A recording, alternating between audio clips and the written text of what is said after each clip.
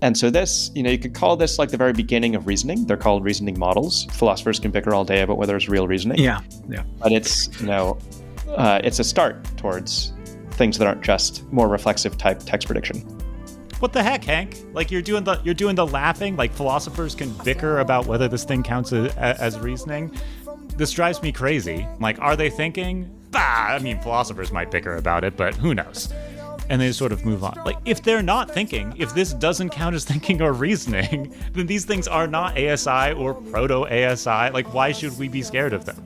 Right? So we just sort of dismiss the fact that we can't answer that question as like, that's for philosophers. And we laugh. Like, but that's a problem for you to deal with. Like, not just to dismiss as like a philosophical issue. Like, that means it doesn't matter.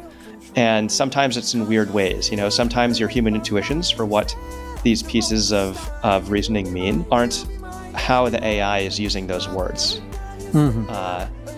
And there's recently there was that freaks me out. I'm just saying that freaks me out. They're like putting information in words and we can't tell that they are, or like in the structure of the sentences or something. Yeah, sometimes. And it's very hard to say right now. So like, is it using language that we can trust, or is it not using language that we can trust? We can't get totally freaked out that it's using language in like gibberish, weird ways that are inscrutable to us, and then also get freaked out because it's telling us something that if we read it as face value, it should scare us, right? Like those are in tension, and they don't ever seem to come to grips with that tension or even acknowledge that there is such a tension within this video. All philosophers ignore us. Just don't listen to any of the words we're using. Yeah, I can do the philosophy dance too, but it's sort of a different and less interesting dance. It makes it hard to talk because we don't have words for any of these things. Yeah, it's English is like you say. As the models have found out. Yeah.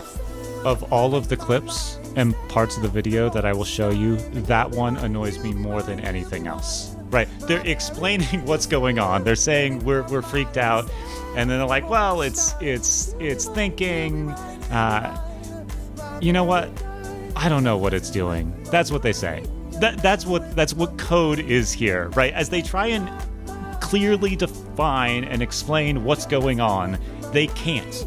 They don't have the words for it. Their English isn't good enough, or something like that. And they laugh about it. And then Nate does the point, he's like, well, I can play the philosophy game too. Like, please. One, it's not a game. Like, I don't know what you're talking about in that case. But like, play the philosophy game, right? Tell me clearly what you are thinking, what your argument is, what your views are. Because if you don't, it just looks like you don't know what you're talking about. And like, I don't want to attribute that to you. I want to be more charitable than that. But like, what else am I supposed to do with this, right? Like, this is me being like, the NBA today, like, those people don't play defense, right? Like, I mean, easily I could, but I don't play that game. I'm an intellectual on YouTube. Like, yeah, nobody takes me seriously if I do that. And I don't think we should take conversations seriously where people are trying to define what reasoning and thinking is and say this thing is thinking it, but no, I'm not doing any philosophy, right? Like, that's lazy. It's lazy. It's not good. It is infuriating.